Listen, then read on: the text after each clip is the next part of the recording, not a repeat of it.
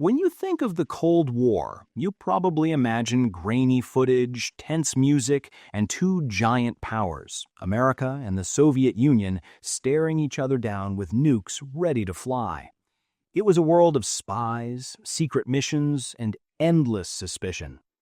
But then, in 1991, something wild happened. The Soviet Union, one of the two global giants, just collapsed. It didn't end with a dramatic war or an explosion.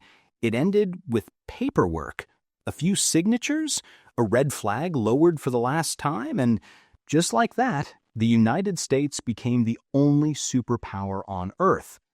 For the first time in modern history, there was no rival left to challenge American influence. It was like winning the world championship and realizing the other teams had all gone home. The 1990s became a decade of pure American confidence. The economy was booming, the internet was born, and U.S. culture ruled the planet. McDonald's in Moscow, Levi's jeans in Beijing, Hollywood movies everywhere. You couldn't escape the American vibe even if you tried. Politically, the world seemed to agree. Democracy was the way, capitalism was the goal, and America was the model. Francis Fukuyama, a famous political thinker, even wrote a book called The End of History. He basically said, yep, we did it. Liberal democracy has won forever. Spoiler, it hadn't. In the 1990s and early 2000s, the U.S. felt unstoppable. It led the creation of the World Trade Organization, dominated global banking through the U.S. dollar, and expanded NATO across Eastern Europe. Washington became the world's referee. If there was a conflict, America got involved. If there was a crisis, America called the shots. When the Gulf War broke out in 1991, U.S. military technology, stealth jets, precision missiles, satellite intelligence, made everyone else look outdated. Even pop culture reflected this power. Hollywood movies always had the U.S. as the hero. The internet, still new at the time, was mostly English. The world was learning to code in American software, read American media, and use American products. But history loves balance. And while the U.S. was enjoying its victory lap, something important was happening quietly, halfway across the globe, in China. At that point, China wasn't exactly a threat. In 1990, its GDP was smaller than Italy's. Most of its people were still poor farmers, and the country's tech industry was barely noticeable. But China had something the U.S. didn't: a plan. After the chaos of the Mao era, China's new leader, Deng Xiaoping, launched reforms in the late 1970s that would completely change the country's future. He opened up the economy, encouraged foreign investment, and built special economic zones where global companies could set up factories. His logic was simple: let's learn capitalism without giving up control. And it worked. Factories began popping up along China's coast. Workers came by the millions, ready to build anything the world wanted: clothes, toys, electronics, you name it. Western companies loved it because labor was cheap, production was fast, and profits skyrocketed. The result was a new global supply chain was born. One where the design might come from California, but the product would be made in China. At first, it felt like a win-win. The U.S. got cheaper goods, and China got jobs and growth. Walmart shelves filled up with Chinese products. Apple, Dell, Nike all began relying on Chinese factories to keep costs low. But behind the scenes, China wasn't just manufacturing. It was learning. Engineers were gaining experience, cities were modernizing, and infrastructure was improving at record speed. By the late 1990s, China's transformation was impossible to ignore. Glittering skyscrapers began to rise in Shanghai and Shenzhen. The country started producing not just goods, but graduates, millions of engineers, scientists, and tech specialists every year. Still, most American policymakers didn't see China as a rival yet. In fact, they thought bringing China into the global economy would make it more democratic. So in 2001, the U.S. supported China's entry into the World Trade Organization, WTO. That decision would change global economics forever. While the U.S. dominated global politics, China focused on what it did best: building, producing, and growing. Year after year, China's economy expanded at lightning speed, sometimes over 10% annually. But then came 2008, a turning point for everyone. The U.S. housing market crashed. Banks collapsed. The entire global financial system almost fell apart. Suddenly, the country that had been the world model looked shaky. Meanwhile, China didn't crash. Instead, its government poured money into infrastructure, highways, bridges, railroads, factories, and kept its economy moving. When the dust settled, people around the world started asking, wait, how did China handle that better than the U.S.? For many nations, it was the first time they looked east and thought, maybe there's another way. From that moment on, things began to shift. The U.S. was still the global leader, but China was now rising fast, too fast to ignore. Beijing started investing abroad, buying up companies, building ports, and funding roads in Africa, Asia, and Europe. It wasn't just exporting goods anymore, it was exporting influence.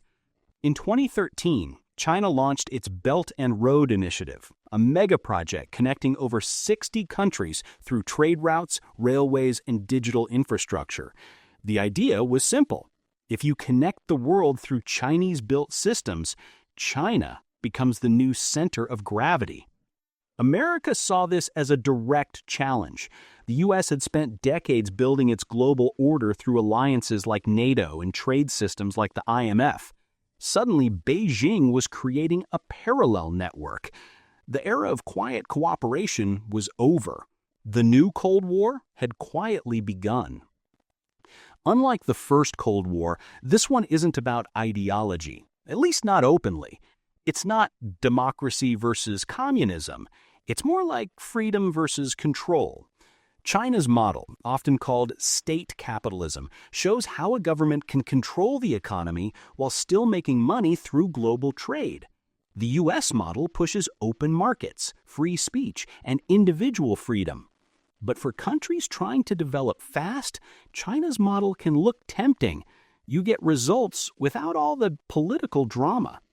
For Washington, that's a nightmare, because if more nations start picking Beijing's system, the world could shift away from U.S.-style democracy.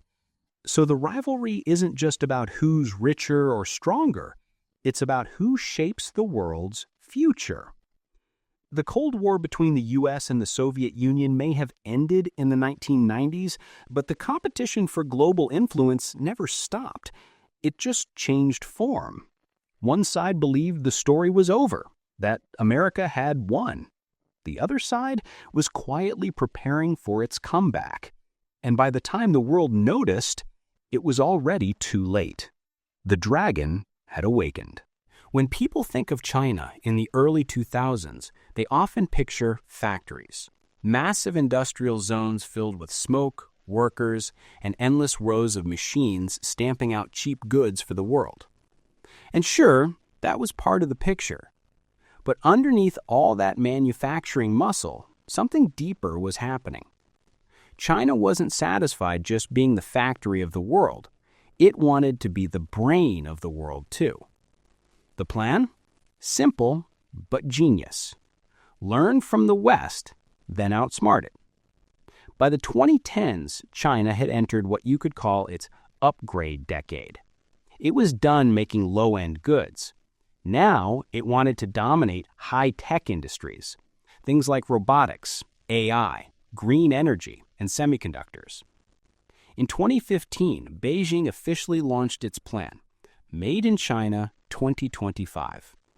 It was a government blueprint to move from quantity to quality, less about making millions of t-shirts, more about creating world-class technology. The message to the world was clear. We're not just catching up anymore. We're taking the lead. And the crazy part? It started working. Let's take a second to appreciate how fast this transformation happened. In the 1980s, most Chinese cities didn't even have private cars. By the 2010s, China had more high-speed rail than the rest of the world combined. In the early 2000s, people in Beijing were riding bikes. 2 decades later, they were paying for everything, from taxis to bubble tea, using facial recognition. And the smartphone revolution? China didn't just join it, it took it over. Companies like Huawei, Xiaomi, and Oppo went from unknown brands to global powerhouses. Apps like WeChat combined messaging, payments, shopping, and even dating, all in one platform. Meanwhile, Alibaba and JD.com turned e-commerce into an art form. China wasn't copying Silicon Valley anymore, it was out-innovating it in many ways. Remember how the 2008 global financial crisis hit the U.S. hard? For China, that event was like a wake-up call, but not in a bad way. It showed Beijing that depending too much on exports and Western demand was risky. So the government decided to shift gears. Instead of just making goods for others, China started focusing on domestic consumption, getting its own people to spend more. New megacities emerged. Middle-class families grew. Chinese tourists began traveling and spending everywhere. In just a few years, China became not just the world's factory, but also the world's biggest customer. At first, the U.S. didn't take China's ambitions too seriously. Washington still saw China as a trading partner, sure, competitive, but manageable. Then something changed. In 2010, China officially surpassed Japan to become the second largest economy in the world. Suddenly, economists started doing the math. At this pace, China could overtake the U.S. within a few decades or even sooner. That triggered what some analysts call the anxiety decade. American leaders realized this wasn't just about trade, it was about power, technology, and global influence.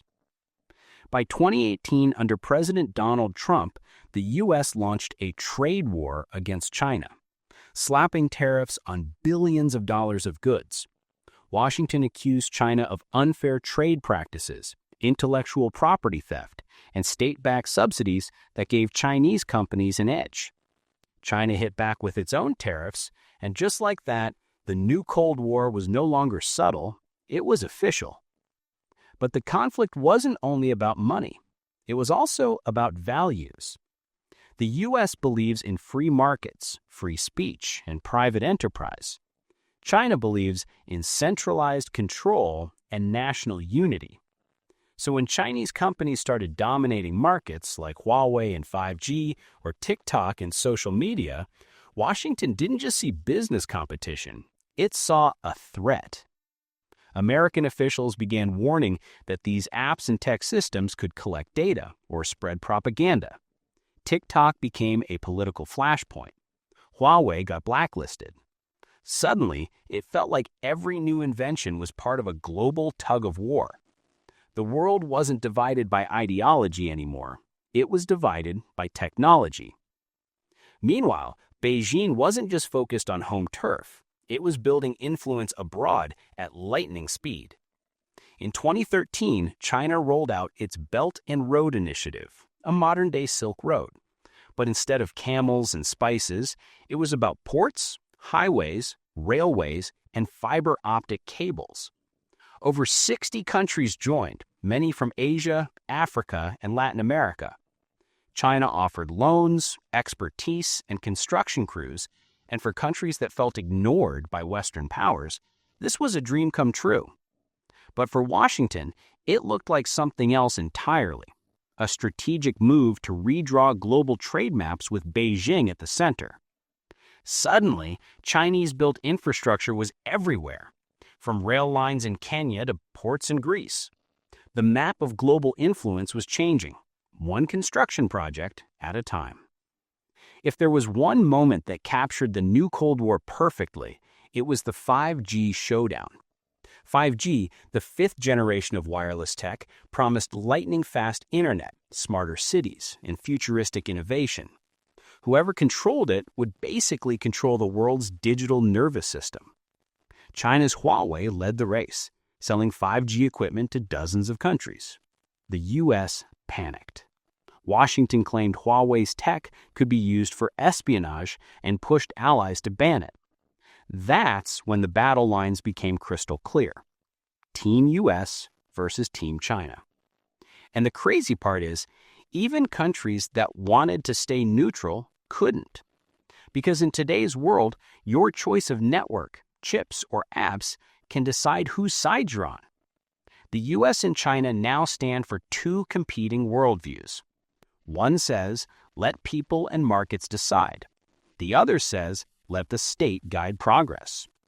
Both claim to bring stability. Both claim to help humanity. But both also want to lead. And here's the catch. Unlike the Soviet Union, China isn't isolated or economically weak. It's deeply connected to the global system.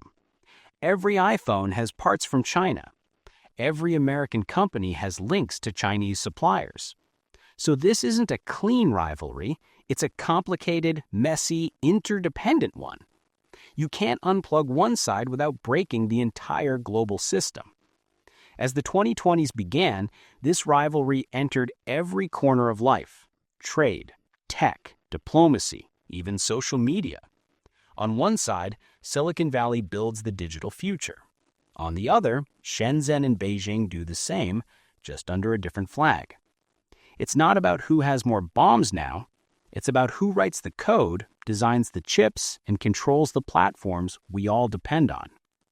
And that's what makes this new Cold War so unique. It's not visible. You don't see tanks or soldiers. You see algorithms, patents, and influencers. It's not about fighting for land. It's about fighting for attention. The old Cold War was about who could build the biggest bomb. The new one is about who can build the smartest network. China's rise from made in China to powered by China changed everything. And now the U.S. has to decide, how do you compete with a rival you also depend on? Because this time, the war isn't hot or cold. It's connected. By the late 2010s, the tension between the U.S. and China wasn't just simmering anymore, it was boiling. And this time, the weapons weren't tanks or nukes, they were tariffs, trade bans, and a whole lot of angry tweets. If the old Cold War was about who could build more missiles, the new one started as a fight over who could sell more stuff and who could stop the other from doing it. Welcome to the era of trade wars. Let's rewind a bit. For years, the U.S. had been complaining that China wasn't playing fair in global trade. American companies said China was stealing technology, copying products, and selling goods way cheaper because of government subsidies. China, on the other hand, said the U.S. was being a sore loser, that America didn't like competition, especially when it wasn't winning anymore. But everything really exploded when Donald Trump took office in 2017. Trump saw trade like a boxing match. Someone wins, someone loses. And he thought America had been losing for way too long. His rallying cry? China's been taking advantage of us for decades. We're bringing jobs back to America. So in 2018, Trump hit China with massive tariffs, basically extra taxes on Chinese goods. Billions of dollars worth of products, from electronics to clothing to machinery, suddenly got more expensive to import. China didn't take that quietly. They fired back with their own tariffs on soybeans, cars, and even bourbon whiskey. It was tit for tat, dollar for dollar. And for ordinary people, that meant higher prices. American farmers struggled because China stopped buying their crops. Tech companies freaked out because their supply chains depended on Chinese factories. Consumers complained that even basic products at Walmart cost more. It wasn't just an economic game, it was a shockwave. Both sides tried to act tough. Trump called himself Tariff Man. Chinese media painted the U.S. as a bully trying to stop their rise. But behind all the drama, both economies were hurting. Investors panicked. Global markets dipped. Some companies started moving production to places like Vietnam or Mexico just to escape the chaos. And then came the headlines. Trade war threatens global economy. 2 superpowers on collision course. For many young people, it was confusing. Like, why were 2 of the richest countries on Earth fighting over shipping containers and taxes. But here's the thing. It was never just about trade. It was about power. See, trade was the front line in a bigger struggle over who could control the future economy, the next era of innovation, energy, and influence. China wasn't just exporting t-shirts anymore. It was exporting solar panels, electric cars, and 5G technology. It was setting the pace in industries the U.S. used to dominate. And the U.S., well, it didn't like that one bit. American officials accused China of using unfair tactics, forcing foreign companies to share their tech secrets, giving state-owned firms massive advantages, and manipulating their currency to make exports cheaper. To Washington, this wasn't fair trade. It was economic warfare. The trade war had another hidden layer: manufacturing dependence. Over decades, American companies had outsourced production to China because it was cheaper. That made sense back then. Lower costs, bigger profits. But now, that meant the U.S. couldn't make key products on its own anymore. Smartphones, semiconductors, even medical supplies, all tied to Chinese supply chains. So when tariffs hit, companies realized just how vulnerable they were. Imagine trying to punish your rival while still relying on them to make half the stuff in your house. That's awkward. Meanwhile, China had its own long-term plan, Made in China 2025. It was basically a blueprint for world domination, economically at least. The goal? To make China a global leader in advanced industries like robotics, AI, aerospace, and biotech. Think of it like this.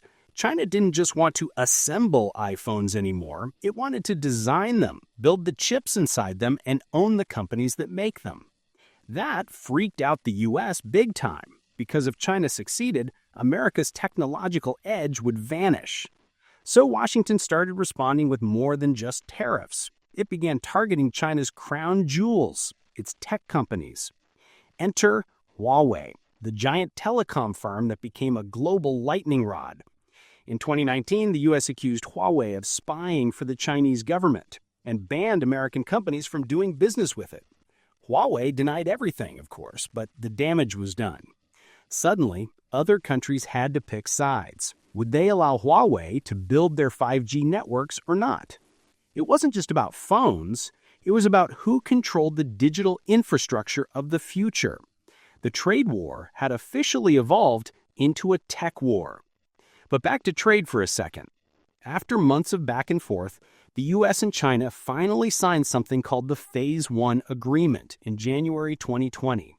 Basically, China promised to buy more American goods and protect intellectual property, while the U.S. eased some tariffs. It sounded like a peace treaty, but it wasn't really peace. It was more like hitting pause on a boxing match where both fighters were exhausted. And then, just as the world thought things might calm down, the pandemic hit. COVID-19 changed everything. Factories shut down, ships stopped moving, supply chains broke, and suddenly everyone realized how dependent the world had become on Chinese manufacturing. At first, China was blamed for spreading the virus, but later it became the first country to reopen its factories, and that gave it a massive head start economically. The U.S., on the other hand, was struggling with lockdowns, political division, and economic chaos. The trade war faded into the background, but it never really ended. It just transformed. By the early 2020s, both sides had learned something crucial. They couldn't afford to completely cut each other off, but they also couldn't fully trust each other. So instead of total separation, they started a process the experts now call decoupling. That means slowly reducing dependence, building parallel systems, and creating a Plan B supply chains. American companies started investing more in Southeast Asia. China began focusing on self-reliance. It's like a messy breakup where both sides still have to share a dog, and that dog is named globalization. And here's the real plot twist. While politicians and economists argued over tariffs and trade deficits, ordinary people were living through the ripple effects. Prices went up, jobs shifted, the world's economy got more unpredictable. But for Gen Z, it was also an awakening. Many young people began to asking, wait, why are we fighting over trade when we share the same planet, same climate issues, and the same TikTok trends? Fair question. Because beneath all the drama, the trade war wasn't just about economics. It was about identity, pride, and the struggle for global leadership in a century defined by technology and interdependence. And as the tariffs settled and the tweets faded, both sides realized this wasn't the end of the fight. It was just the beginning. Next up, the real battlefield of the 21st century: global supply chains and how every country is getting caught in the crossfire. So, after the trade war fireworks cooled down a bit, both the US and China looked around and realized something pretty wild. Their economies weren't just competing, they were intertwined like headphone wires in a pocket. Every product on your desk, your phone, your laptop, even that pen, was part of a global supply chain that stretched across continents. And guess who was sitting at the center of it all? Yep, China. Let's talk about what a supply chain actually means. It's the system that takes an idea, like an iPhone or a sneaker, from raw materials to the final product in your hands. One country might mine the lithium, another might produce the screens, another does assembly, and someone else ships it to your doorstep. Sounds efficient, right? Well, it was, until politics got involved. Because suddenly, being part of this global web wasn't just about making products cheaper. It was about control, dependency, and leverage. For decades, China built itself into the world's manufacturing superhub. It had cheap labor, strong infrastructure, and a government willing to go all in on factories. If you wanted to build anything, China could do it faster, cheaper, and at massive scale. From Apple's iPhones to Tesla batteries to Barbie dolls, it was all happening in Chinese industrial zones. This wasn't just luck, it was strategy. Beijing knew that whoever controlled the world's production lines would control the world's economy. But when the trade war started, and then COVID hit, the world suddenly realized, uh-oh, what happens if China stops shipping things? Panic mode activated. The US found out that even its most high-tech industries like semiconductors and medical equipment depended on parts or materials made in China. Europe realized the same thing. Even simple things like face masks and hand sanitizers were in short supply because the global factory was on pause. That was the moment the world started seriously rethinking globalization. The new buzzword became supply chain security. In Washington, that meant trying to de-risk from China, basically reducing dependence without completely cutting ties. In Beijing, it meant doubling down on self-reliance. Both sides started investing billions to rebuild industries that they had once outsourced. The U.S. passed laws to bring chip manufacturing back home, like the CHIPS and Science Act. China, on the other hand, poured money into its own semiconductor research, rare earth mining, and green tech industries. It was like watching two roommates suddenly decide to buy their own fridges and stop sharing food. But it's not as simple as just moving factories. Global supply chains are insanely complex. If you move production out of China, you still need raw materials from somewhere else, machines from another country, and shipping routes that depend on global cooperation. Some companies started diversifying to countries like Vietnam, India, and Mexico. People called this strategy China Plus One. It basically meant keep China for some stuff, but have a backup plan just in case. But even those new factories still needed Chinese components, expertise, or financing. So even when you try to avoid China, you still kind of end up relying on it. Meanwhile, China saw this whole decoupling thing as a challenge and a chance. Beijing launched policies to boost domestic innovation, especially in areas where the U.S. was trying to shut it out. Chips, electric vehicles, renewable energy, artificial intelligence. China wasn't just building factories, it was building ecosystems. Entire cities dedicated to electric car production, entire provinces focused on solar panels. And it worked. By the early 2020s, China was dominating clean energy manufacturing and battery tech. If you bought an EV anywhere in the world, odds are that at least some part of it came from China. But the real pressure point, the one everyone's watching, is semiconductors, or microchips. These tiny pieces of silicon are the brains of everything: phones, computers, missiles, cars, even fridges. Without them, modern life basically stops. The US leads in chip design, but manufacturing is global, and China desperately wants to master it. So, America hit back with export controls, banning advanced chip sales to China and stopping companies from helping Chinese firms build their own. That ate China hard, but not fatally. In response, China started doubling down on its own homegrown chip industry, throwing billions into catching up. It's like a race to build the world's most powerful brain, and both sides are running full speed. But this isn't just a two-player game anymore. Other countries are starting to play both sides or play smart. India is trying to become the next big manufacturing hub. Vietnam, Thailand, and Indonesia are getting foreign investment. Japan and South Korea are quietly balancing between the two superpowers. It's like every country is trying to find a safe seat in a game of musical chairs where the music is global trade. And the stakes? Trillions of dollars in global influence. Here's the wildest part. Even though the US and China are decoupling, their trade numbers are still breaking records. Why? Because the world's economy isn't a clean break. It's a tangle. Even when countries say they're cutting ties, their businesses keep working together because it's profitable. So while governments talk tough, corporations quietly say, yeah, geopolitics, but can we keep the production line running? It's capitalism meets Cold War meets cognitive dissonance. For young people watching all this, it's kind of strange. You buy a phone from an American brand made in a Chinese factory using Japanese parts designed with Dutch machines. Everything's connected, but everyone's arguing. And that's the irony of the new Cold War. It's not about isolation, it's about entanglement. The more they fight, the harder it becomes to separate.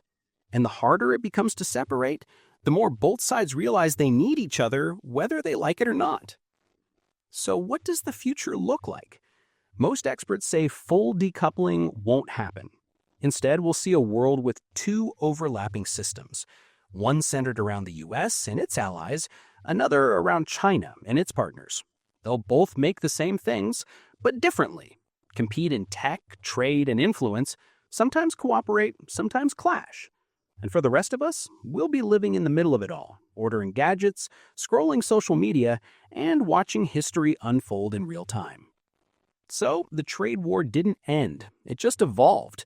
From tariffs to technology, from factories to future industries. Every piece of the global economy has become a chessboard. And the next big move? It's not about trade deals.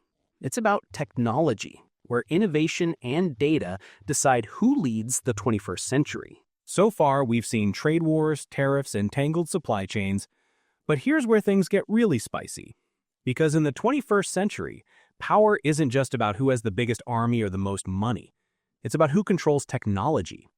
And when it comes to the US versus China, this is the battlefield that really matters. Let's put it this way. If the old Cold War was fought with nuclear weapons, the new one is fought with microchips, AI, and algorithms. Whoever wins this race won't just shape economies. They'll shape how the entire world communicates, thinks, and connects. Sounds dramatic? It is. Because tech today is the new oxygen. You can't live or work or study or even meme without it.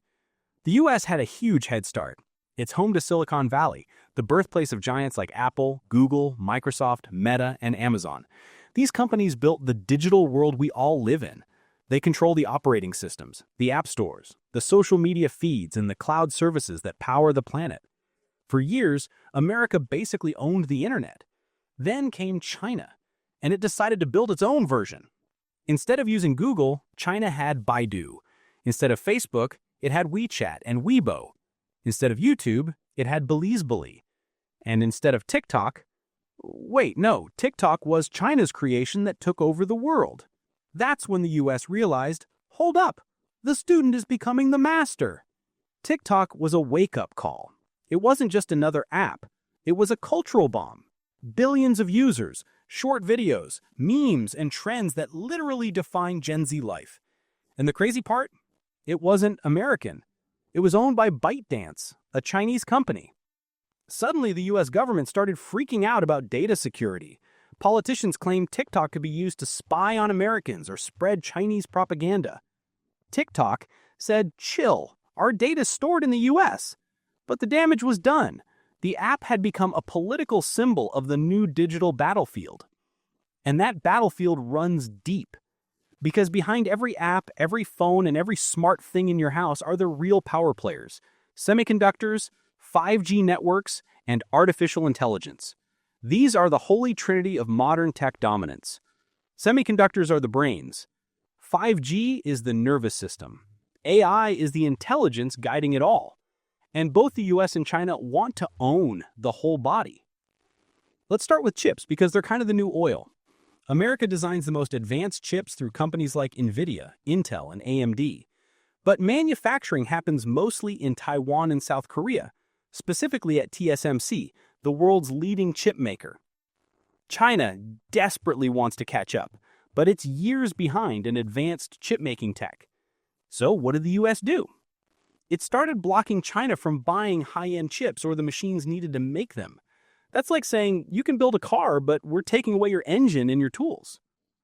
China wasn't happy, obviously. It responded by pouring billions into domestic chip production, trying to build an entire semiconductor ecosystem from scratch. They even started stockpiling chips before the bans kicked in, like how people buy extra toilet paper before a lockdown. And while the US thought these bans would slow China down, they also pushed China to innovate faster. So now, instead of depending on imports, China's racing to build its own versions of everything: chips, AI tools, software platforms, and even operating systems. It's tech nationalism on steroids. Then there's 5G, the invisible network that makes all your devices talk to each other at lightning speed. China, through Huawei, became the world leader in building 5G infrastructure.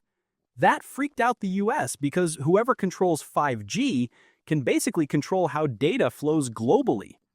So the US went on a global campaign telling its allies, don't use Huawei, it's a security risk. Some countries agreed and banned Huawei, others didn't, saying the US was just scared of losing its edge. Either way, it became clear, communication networks were now weapons of influence. And then comes the final boss: artificial intelligence. AI isn't just about robots or self-driving cars. It's about data, algorithms, and predictive control. China has a lot of data. 1.4 billion people using smartphones, cameras everywhere, social media engagement through the roof. That gives it a massive advantage, because in AI, data is fuel. The more you have, the smarter your systems get. Meanwhile, the US still leads in AI research and software with companies like OpenAI, Google DeepMind, and Anthropic.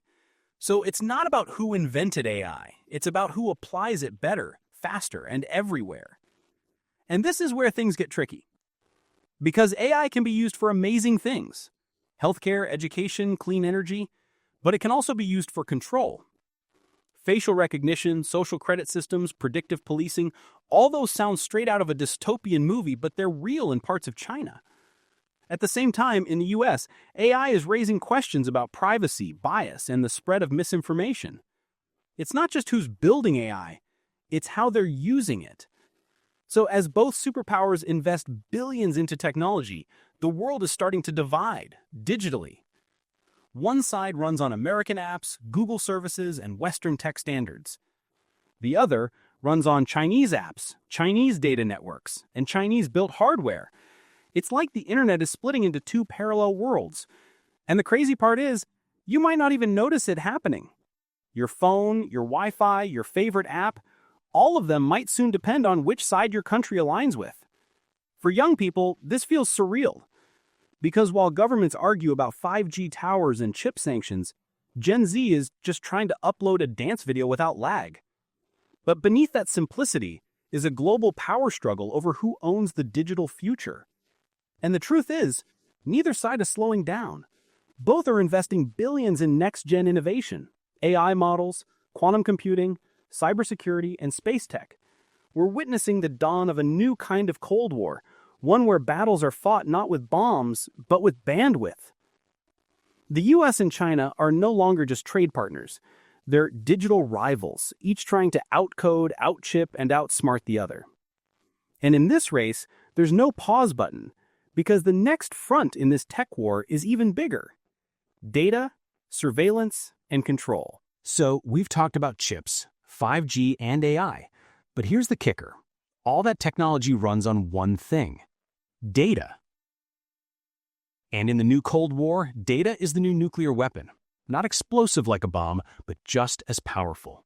It fuels economies, influences opinions, predicts behavior, and sometimes it can even control what people see and do. Welcome to the age of information dominance. Think of data like digital currency.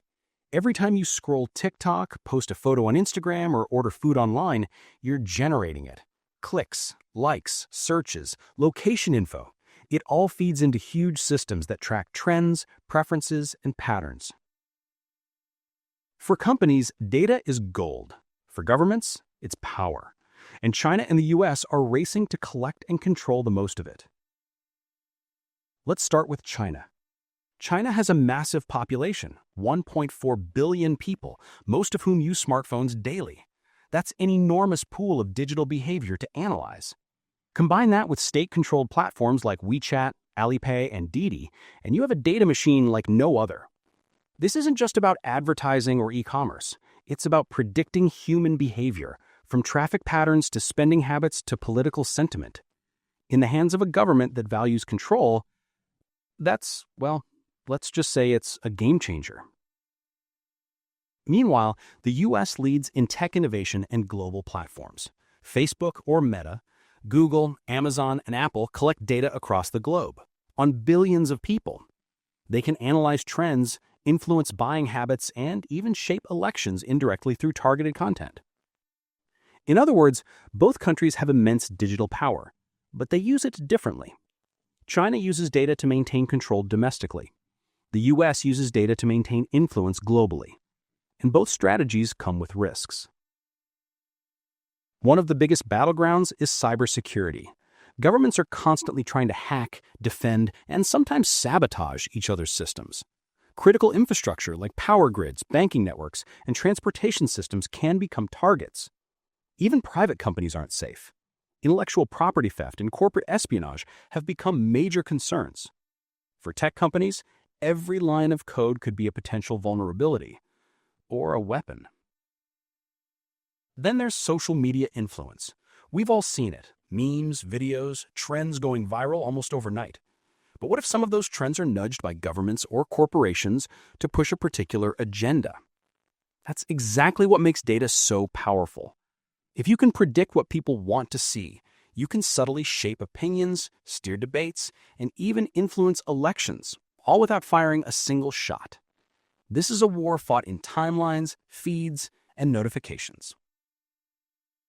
Let's not forget AI-driven surveillance. China has pioneered facial recognition, smart cameras, and predictive policing. In some cities, you can walk down the street and cameras track your movement, match your face to a database, and flag unusual behavior, all in real time. The US has surveillance too, but it's mostly intelligence-driven rather than widespread domestic monitoring. The point: whoever controls surveillance and data analytics can predict and sometimes control human behavior at a massive scale. And here's where the concept of digital spheres of influence comes in. Countries and corporations are creating parallel digital worlds, one led by the US, another led by China. The US tech dominates social media, software, cloud services, and e-commerce in much of the world. China dominates payment systems, AI applications, 5G networks, and manufacturing-related data in Asia, Africa, and parts of Europe. It's almost like the world is splitting into two interconnected but separate digital ecosystems. And everyone, businesses, governments, even young people, must navigate both. This digital rivalry isn't just about technology. It's about trust, ethics, and governance. In America, people worry about privacy, algorithm bias, and the power of tech giants. In China, the government prioritizes stability, national security, and economic growth.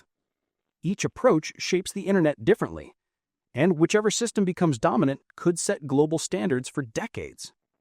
Imagine your apps, devices, and platforms all following rules set by one country or the other. That's influence. Quiet, invisible, but massive. And yes, there's a lot of competition for talent too.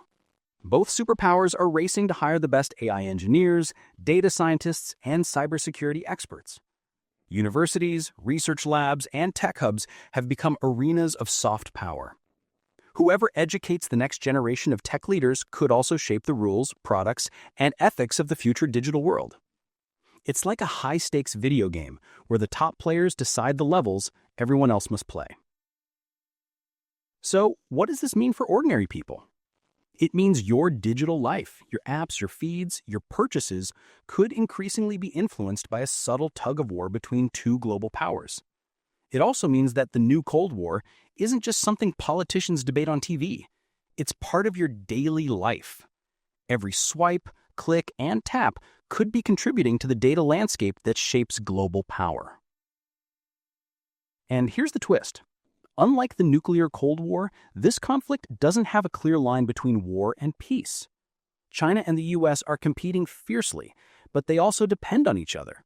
Trade, tech components, cloud services, and even consumer markets are still shared. Decoupling completely? Almost impossible.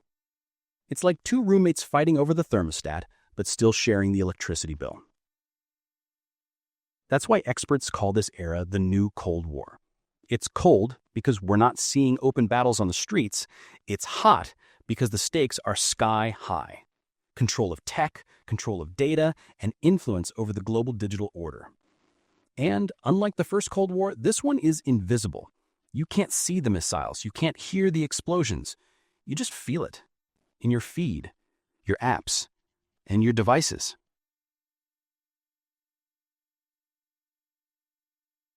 All right, so we've covered trade, tech, and data.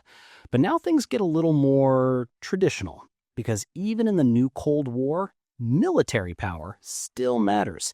Think of it as the ultimate backup plan. If diplomacy, trade wars, or tech races fail, both sides still have to be ready for just in case. And both the US and China are investing heavily in modernizing their militaries, building capabilities that reflect their ambitions in the 21st century. Let's start with China.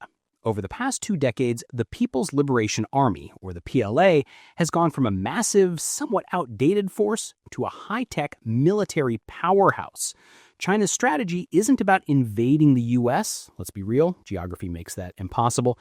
It's about regional dominance, especially in the Asia-Pacific. The South China Sea, Taiwan, and surrounding areas have become hotspots. China is building aircraft carriers, stealth fighters, advanced missiles, and cyber warfare capabilities, all aimed at controlling its near seas and deterring anyone who challenges it. A lot of attention has been on Taiwan, a small island with outsized strategic importance. Taiwan produces a huge portion of the world's advanced semiconductors, including chips used in phones, cars, and military equipment. If China ever gained control over Taiwan, it wouldn't just be about politics, it would be about controlling critical tech resources. And the US? Well, it has made it clear that it would defend Taiwan, at least in some capacity. That's why tensions in this region aren't just local, they're global. Meanwhile, the US isn't standing still. The Pentagon has been pivoting to focus on great power competition, especially with China and Russia. America has been investing in next-generation fighter jets and stealth bombers, advanced naval ships and submarines, hypersonic missiles, cyber and space defense systems. The idea is simple. Maintain superiority in technology, mobility, and global reach.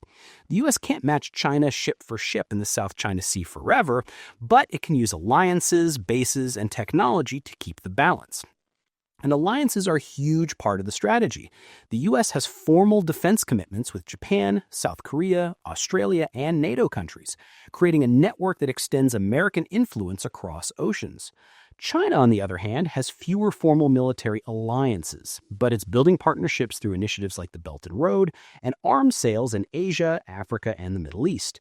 It's a different approach. The U.S. relies on traditional alliances, China relies on strategic influence and economic leverage.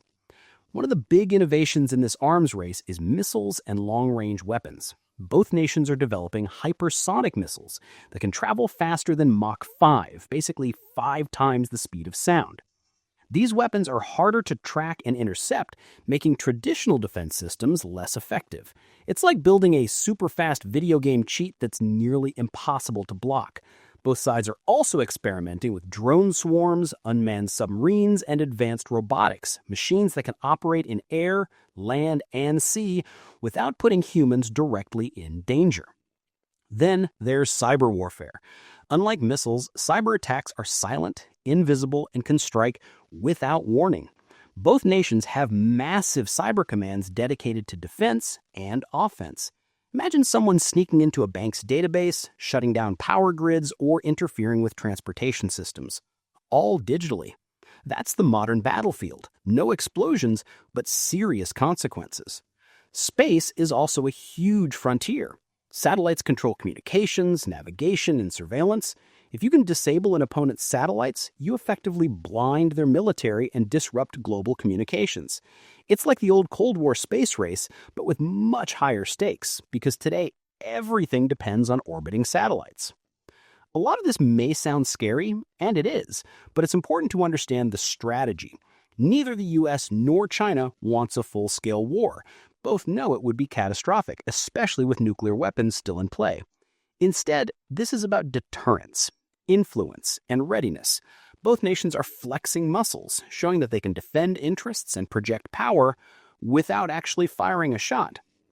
And just like in the first Cold War, this competition has global ripple effects. Countries in Asia, Africa, and Europe must navigate carefully, balancing economic opportunities with security concerns. Small nations often get caught in the middle, trying to maintain trade with China while keeping defense ties with the US. It's like walking a tightrope across the world with everyone watching. Technology, trade, data, and military power are all interconnected. The PLA's modernization isn't just about soldiers and tanks, it's about controlling access to seas, airspace, and digital networks. The U.S. maintains its edge through technology, global alliances, and forward presence. Together, this creates a strategic chessboard. Each move is calculated, each step watched by the other side. And the most interesting part? The board isn't just Asia or North America, it's the entire planet: air, sea, space, and cyberspace.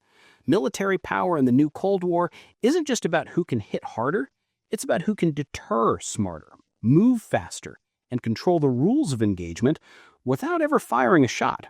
All right, we've talked trade, tech, data, and conventional military modernization.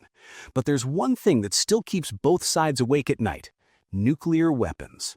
Yes, nukes, the ultimate do-not-press button. In the new Cold War, they're less about actual use and more about deterrence, making sure neither side ever actually wants to fight a real war.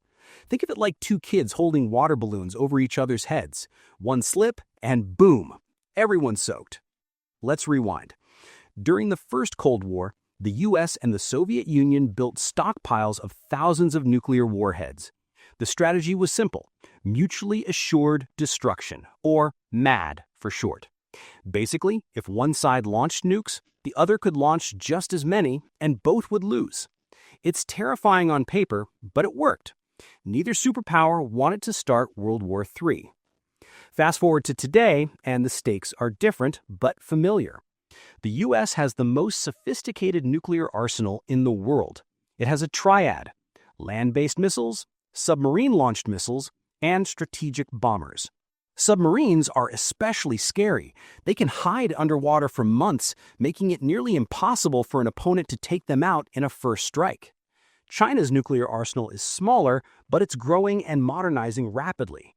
They're developing mobile missiles, submarine-based systems, and advanced ICBMs that can reach far beyond their borders.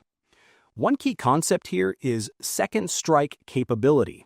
Basically, both countries want to make sure they can retaliate even if attacked first. If you can survive a first strike and respond with devastating force, your nukes become a deterrent. It's like a game of digital chicken, but with missiles instead of Teslas. The interesting part about nuclear strategy today is how it interacts with other aspects of the new Cold War. Technology, cyber, and conventional forces all connect to nuclear deterrence. For example, cyber attacks could theoretically disable early warning systems. Hypersonic weapons make missile defense harder. AI surveillance improves targeting speed. All of this adds tension, because while nobody wants a nuclear war, mistakes or miscalculations could be catastrophic. Another twist? Nuclear signaling. Both countries use nuclear tests, missile launches, and strategic exercises to send messages. China conducts drills near Taiwan. The U.S. rotates nuclear-capable bombers through the Pacific. It's like saying, hey, don't test me, I can respond. These shows of force aren't about actual use, they're about influence, credibility, and psychology. And it's not just about weapons. Both nations invest in missile defense systems, early warning satellites, and command and control networks. The idea is to make sure a nuclear strike, if it ever happens, is predictable and manageable. Yes, manageable. That sounds scary, but nuclear powers plan for almost every worst-case scenario because the alternative is unthinkable. So what about the world? Other countries like India, Russia, and North Korea also have nuclear capabilities. This creates a multi-layered deterrence network. Even regional conflicts now have global implications because a nuclear misstep could trigger worldwide catastrophe. It's a high-stakes balancing act. Here's a fun fact. In all this tension, communication channels have never been more important. Hotlines between Washington and Beijing, back-channel diplomacy, and international treaties exist precisely to prevent misinterpretation. Because in a world with hypersonic missiles, AI targeting, and cyber espionage, a single misread signal could be disastrous. It's like sending a risky text to your crush. You hope it's clear, or things get awkward, on a global scale. And speaking of treaties, the U.S. and China aren't exactly on the same page like the U.S. and Russia used to be. Many arms control agreements either don't include China or haven't kept up with modern weapons tech. That leaves the door open for competition and uncertainty. So even though nuclear weapons haven't been used, their existence shapes all other decisions in the new Cold War. Here's the paradox. The more advanced the weapons, the less likely they are to be used. Why? Because the risks are astronomical. Every missile, bomb, or satellite launch is carefully calculated. Both sides know that a nuclear war is literally unthinkable. So nuclear weapons become both a threat and a stabilizer. Scary, but necessary. And just like in the tech world, innovation is changing the nuclear game. Hypersonic missiles reduce reaction time. AI-enhanced command systems improve targeting. Space-based early warning satellites track launches faster. All of this is designed to avoid accidental war while maintaining the credibility of deterrence. It's like building a super high-tech fire alarm. You hope never to use it, but you make it smarter every year. For young people watching all this, it might sound like science fiction. Missiles flying at Mach 5, satellites tracking everything, AI predicting moves. It's intense. But the key takeaway is actually calming. Nuclear weapons, for all their terror, are what keep the new Cold War cold. They force both sides to be strategic, cautious, and constantly aware of consequences. And just like in the tech world, trade wars, tech races, and cyber battles make headlines, but it's the invisible deterrent strategies that quietly shape global stability. The US and China may compete fiercely, but both know the ultimate line they cannot cross. And that line? It's marked by nuclear destruction, mutual survival, and global catastrophe. So nuclear weapons may be the oldest part of the arsenal, but they remain one of the most critical. They're a reminder that even in a world of AI, data, and drones, some things like the power to destroy everything still keep both superpowers cautious and the new Cold War cold. All right, we've talked trade, tech, data, and military power, but the new Cold War isn't just about what the US and China can do. It's also about who they can influence. Geopolitics is basically the art of moving pieces on a giant global chessboard, and alliances are the pawns, knights, and rooks that help each superpower win without necessarily fighting. Let's start with the US. America's global strategy has long relied on alliances and partnerships. NATO, the Quad, bilateral security agreements with Japan, South Korea, Australia. These aren't just formalities. They're lifelines that extend U.S. influence across continents. Why does this matter? Because power isn't just about weapons or money, it's about support networks. When a country faces a challenge, having alliances can multiply your strength. Take the Indo-Pacific region as an example.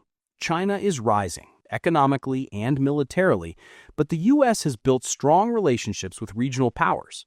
Japan provides advanced technology, Australia offers strategic ports, India adds numbers and geographic leverage. Together, they form a kind of counterbalance to China's ambitions. It's not about invading each other, it's about presence, influence, and deterrence. Now, China doesn't have NATO, but it has a different approach.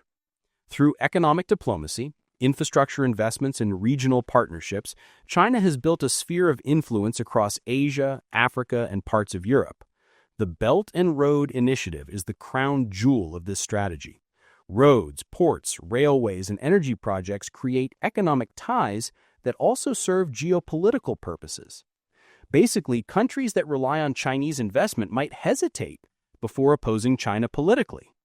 It's smart, because influence isn't always about threats. It can be about dependence. If your country relies on Chinese loans for infrastructure, your decisions might align with China's interests, whether you like it or not. This is a different type of power than military might, but it's just as effective in shaping global outcomes. Another interesting piece of the puzzle is multilateral organizations. Both the U.S. and China use groups like the United Nations, World Trade Organization, and regional development banks to advance their goals.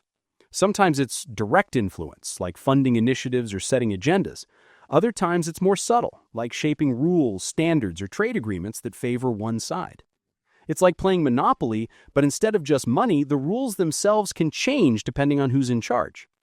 Then there's the battle for soft power. Soft power is influence without force. It's about culture, media, education, and ideas. America has long excelled here. Hollywood movies, music, fashion, social media, all of it spreads American culture worldwide. China is catching up fast. Through Confucius Institutes, Chinese media, and global investments, Beijing promotes its culture, language, and values. In the new Cold War, winning hearts and minds is just as important as winning trade deals or military exercises. Let's not forget strategic geography. Certain regions are vital for global influence. Think the South China Sea, the Indian Ocean, the Arctic, or even space corridors. Control over choke points like the Malacca Strait or the Suez Canal gives a country leverage over global trade. China's building ports in Africa and Asia. The U.S. maintains military presence in key regions. Both are playing the long game to secure and access and influence. Alliances also provide information and intelligence advantages. The U.S. and its allies share surveillance data, satellite imagery, and cyber intelligence. China, meanwhile, leverages its own networks and partnerships to monitor regions of interest. Intelligence isn't just about catching spies, it's about anticipating moves, shaping diplomacy, and making informed strategic decisions. And here's a subtle but important point: alliances aren't static. Countries sometimes shift depending on economics, politics, or public opinion. For example, some African and Southeast Asian nations maintain relationships with both the U.S. and China, carefully balancing benefits without taking sides. This non-alignment strategy reminds everyone that influence is never absolute. It's negotiated every day. Economic influence, military presence, soft power, intelligence sharing, these are all parts of a complex web of global competition. And in this web, decisions ripple across the world. A trade policy in Washington, a military exercise in the South China Sea, or a new tech regulation in Beijing can have consequences thousands of miles away. It's globalization and geopolitics combined into one big, messy, high-stakes game. For young people, the takeaway is simple. The world you live in isn't just shaped by your local government, or even your own country, but it's shaped how superpowers interact globally. When the U.S. and China move, other countries, companies, and even social media trends feel the impact. Your access to technology, your favorite brands, and even the cost of goods can be influenced by this global chess match. And that's what makes geopolitics so fascinating and so important. It's not just about old-school diplomacy or military maneuvers, it's about alliances, influence, and strategy that affect every corner of the globe. From tiny island nations to global cities, everyone is part of this interconnected web. Even if you don't notice it day to day, the decisions made in Washington and Beijing shape the world you'll inherit. So, alliances, influence, and strategy are more than just political jargon.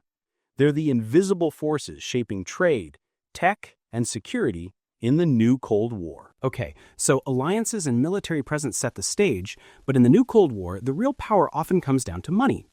Economics isn't just about GDP or trade balances, it's about influence, leverage, and global strategy. Some even call it soft power on steroids. The U.S. has historically leveraged the dollar and global financial systems as tools of influence. The U.S. controls much of the world's banking infrastructure, international lending, and reserve currency networks. Sanctions? Check. Trade restrictions? Check. Controlling access to global financial markets? You bet. In short, the dollar isn't just money, it's a strategic weapon. China, on the other hand, plays a long game. Instead of sanctions, it often uses investment, loans, and infrastructure projects to expand influence. Take the Belt and Road Initiative, billions of dollars invested in ports, railways, and energy projects across Asia, Africa, and Europe. Countries receiving Chinese loans gain infrastructure, but also enter into a kind of financial dependency. If they challenge China politically, those loans, or access to new projects, can be at risk. This is sometimes called debt diplomacy. Some critics argue that it gives China leverage over smaller nations, making them reluctant to oppose Chinese policies. Supporters argue it's just smart investing. Either way, it's an economic strategy with global consequences. And it's not just about infrastructure. China has also invested heavily in tech companies, energy projects, and strategic industries around the world. From rare earth minerals in Africa to ports in Europe, these investments give China access to critical resources and markets. Meanwhile, the U.S. maintains influence through trade agreements, global corporations, and multinational investments. In essence, both superpowers are playing a financial chess game, but the pieces are currencies, loans, and investments. Global trade is another battlefield. The U.S. and China are each other's largest trading partners, but tensions are constant. Tariffs, export controls, and trade restrictions are like punches in the ring, sometimes public, sometimes behind closed doors. It's a delicate balance. Both economies are intertwined, yet both are fiercely competitive. And here's a twist. Supply chains are now strategic assets. During the COVID-19 pandemic, the world realized how dependent it was on Chinese manufacturing. From electronics to medical supplies, disruptions in China affected the entire globe. This dependence has prompted countries to rethink supply chains, diversify sourcing, and even friendshore production closer to allied nations. Economic power isn't just wealth, it's control over resources, technology, and production. Financial influence also extends to global institutions. The U.S. has traditionally held sway over the International Monetary Fund, World Bank, and other multilateral organizations, shaping policies and lending practices. China has created its own institutions, like the Asian Infrastructure Investment Bank, AIIB, and the New Development Bank, providing alternatives to traditional Western-led systems. This dual system gives countries options and turns economic influence into a strategic competition. Currency is another key tool. The U.S. dollar dominates global trade and reserves, giving America enormous leverage. China is slowly promoting the renminbi as a global currency, aiming to challenge the dollar's supremacy. It's not just about money, it's about shaping global financial rules and norms. So, how does this affect everyday life? For one, it can impact prices, jobs, and availability of goods. It also shapes which tech companies dominate global markets, which infrastructure projects get built, and which countries align politically. In other words, economics drives both policy and influence. Another economic strategy is targeted investments in strategic industries. China invests in semiconductors, AI, renewable energy, and transportation networks. The U.S. responds with subsidies, innovation incentives, and research grants to maintain technological leadership. It's not just competition, it's a race to secure the industries that will define the next generation. And let's talk about globalization. The new Cold War isn't just two countries acting alone, it's a global network of interdependence. Supply chains, financial markets, trade routes, and tech networks link the world together. Every financial decision in Washington or Beijing can ripple across continents, affecting everything from energy prices to smartphone availability. It's like a massive multiplayer game where every move affects millions of players worldwide. But it's not all tension. There's room for cooperation too. Global challenges like climate change, pandemics, and cybercrime require collaboration even amid competition. Sometimes the US and China have to work together, not because they want to, but because the world depends on it. This creates a complicated mix of rivalry, interdependence, and occasional teamwork. And for young people, the lesson is clear. Money isn't just about buying things, it's about power, influence, and strategic positioning. The global economy is a battlefield, and how countries manage resources, debt, and trade shapes the rules of the game. The dollars in your wallet, the apps you use, and even the goods you buy are part of this massive global competition. So, in the new Cold War, economic influence is just as critical as military might or technological dominance. It's about control over resources, markets, and financial rules, without firing a single shot. And the world watches, participates, and sometimes gets caught in the middle. Economic power isn't just numbers on a spreadsheet. It's a tool of strategy, leverage, and influence in the new Cold War. All right, we've covered trade, tech, data, military power, alliances, and economics. But what does all of this actually mean for people like you and me? Because at the end of the day, the new Cold War isn't just about governments, weapons, or global chess moves. It affects everyday life, often in ways we don't even notice.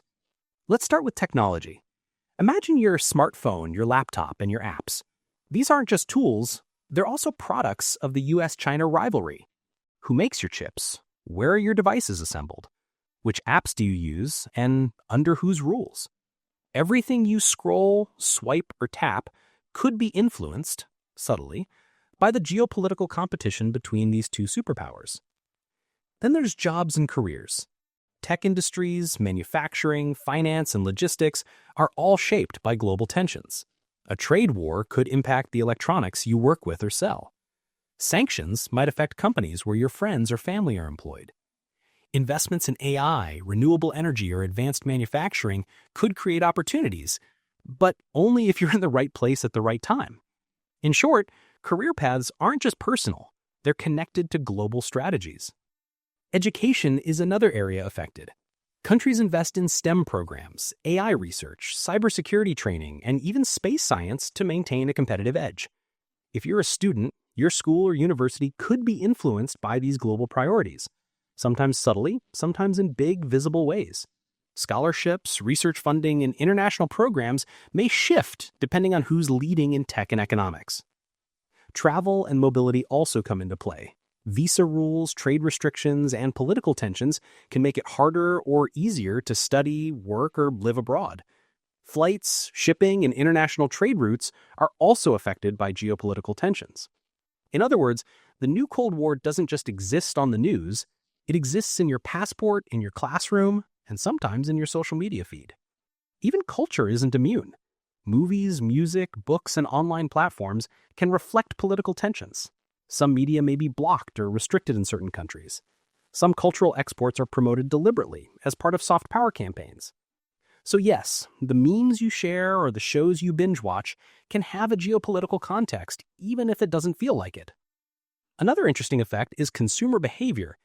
Think about the devices you buy, the brands you trust, or the apps you use. Many of these decisions are shaped by geopolitics, even indirectly. For example, if the US restricts tech exports, your favorite smartphone brand may face shortages. If China invests in local production, products might become cheaper, or even change in features. Your shopping cart becomes, unintentionally, a reflection of global tensions. And let's talk about information and media literacy. Data and social media influence are huge in the new Cold War. Algorithms decide what you see, governments monitor or regulate content, and tech companies compete to dominate the digital space. For young people, this means being critical about information, understanding bias, and knowing who is influencing what you read, watch, or share. Your digital life is part of the battlefield, even if you don't realize it. There's also the issue of security and privacy. Cyber attacks, data surveillance, and hacking attempts are on the rise. Both governments and corporations monitor digital activity for protection, control, or profit. That means passwords, devices, and online habits aren't just personal. They're part of a larger global network where security is constantly challenged. And yes, there are psychological effects too. Growing up in a world with headlines about trade wars, military modernization, and nuclear deterrence can be stressful. Even subtle tension, like seeing military exercises or tech restrictions in the news, shapes how young people perceive the world. It's easy to feel distant from these superpower conflicts, but the truth is, they touch almost every aspect of modern life. But it's not all doom and gloom. The new Cold War also drives innovation, education, and creativity. Competition between superpowers pushes technology forward, inspires new research, and opens up opportunities for international collaboration even in the middle of rivalry. Your generation benefits from faster internet, better tech, and a world that's more connected than ever, all partially due to this global tension. Even diplomacy affects ordinary people. International agreements on trade, climate, and cybersecurity can shape daily life. If countries cooperate, it can mean lower prices, better infrastructure, and safer technology. If they clash, shortages, price spikes, or tech restrictions might follow. Global politics isn't just abstract. It shows up in your wallet, classroom, and online life. So how should young people think about this? First, awareness. Understanding that global events affect your life is powerful. Second, adaptability. Skills in technology, languages, and critical thinking help you navigate an unpredictable world. And third, engagement. You can influence outcomes through education, activism, and thoughtful participation in society. Even in a world divided by superpower competition, individual action matters. The new Cold War is global, but it's also personal.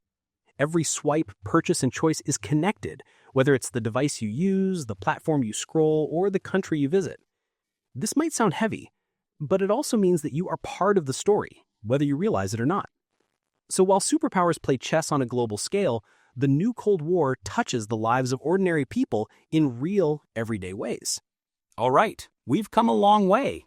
We've explored trade, tech, data, military power, alliances, economics, and how it all affects people's lives. Now let's talk about the future, because the new Cold War isn't a history lesson. It's happening right now, and it will shape the world you live in.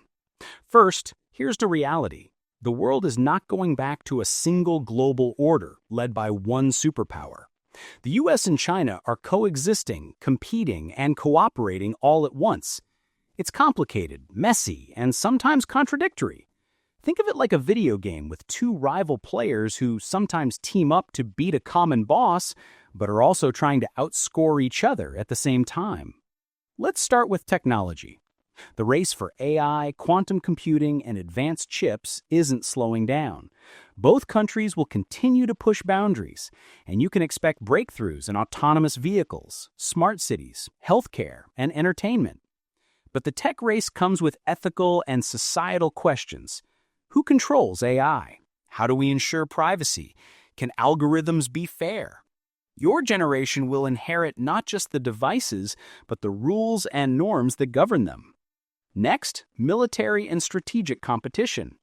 The modernization of forces, cyber capabilities, hypersonic missiles, and space strategies will continue. The nuclear deterrent remains a stabilizing factor, meaning no side wants to risk full-scale war, but minor conflicts, incidents, or miscalculations could still happen. The key for the future is strategic restraint and effective communication. Hotlines, treaties, and diplomacy will be more important than ever because technology makes missteps faster and consequences more severe. Global alliances and partnerships will also evolve. Expect more countries to try balancing between the US and China rather than choosing one side outright. Africa, Southeast Asia, and Latin America will become arenas of strategic economic competition, with countries leveraging opportunities from both sides. Small and medium nations will need to stay agile, learning to benefit from both superpowers while maintaining independence. Economic influence will remain a major battlefield. The US dollar will continue to dominate, but China's push for the renminbi, Belt and Road investments, and global tech ventures will challenge that dominance. Trade, supply chains, and technology access will continue to shape opportunities and constraints worldwide. So yes, your smartphone, favorite apps, and even consumer goods are part of this story because economics and politics are more intertwined than ever. Now, here's the exciting part. Cooperation is possible. Climate change, pandemics, cybercrime, and space exploration are all issues that require global collaboration. The US and China might compete fiercely in tech and military arenas, but they also need to cooperate to avoid mutual disaster. This means treaties, agreements, and dialogues will be just as crucial as trade deals or military posturing. For young people, the future of the new Cold War is also an opportunity. You are entering a world where tech innovation can change lives globally. Awareness of global issues is more important than ever. Skills in AI, cybersecurity, diplomacy, and economics will be highly valuable. Your generation has the tools, the education, and the global perspective to shape the next chapter. And let's not ignore the cultural dimension. Soft power will continue to grow. Movies, music, social media, and online communities will play a huge role in shaping perspectives across borders. Global culture is now a battlefield too, where ideas, values, and narratives influence alliances and perceptions. Every meme, every viral video, every international collaboration contributes to this subtle but powerful form of influence. So, what does this mean for the world in the next decade? Expect a complex mix: competition in tech, military, and economics, cooperation in global challenges, regional conflicts with global implications, innovation driving change and opportunity. The new Cold War isn't about one winner. It's about managing interdependence while competing for advantage. And here's a crucial insight: individuals matter. Young people, entrepreneurs, researchers, and activists will shape norms, influence policy, and participate in global networks. Your choices, career, and awareness can contribute to a more balanced, informed, and connected world. Because the world you inherit will be shaped not just by superpowers, but by how people, communities, and nations respond together. So, as the US and China navigate competition and cooperation, your generation faces a choice: stay passive or engage, innovate, and shape a world where rivalry doesn't mean disaster and opportunity doesn't go untapped. The new Cold War is here, but the future is still yours to write. Thanks for watching. If you found this deep dive into the US-China rivalry interesting, subscribe for more videos that break down global events in a way that actually makes sense. Hit like if you learned something new, and tap the bell icon so you don't miss our next uploads. Drop your thoughts or predictions in the comments. Let's keep the conversation going. Stay curious, stay informed, and see you in the next video.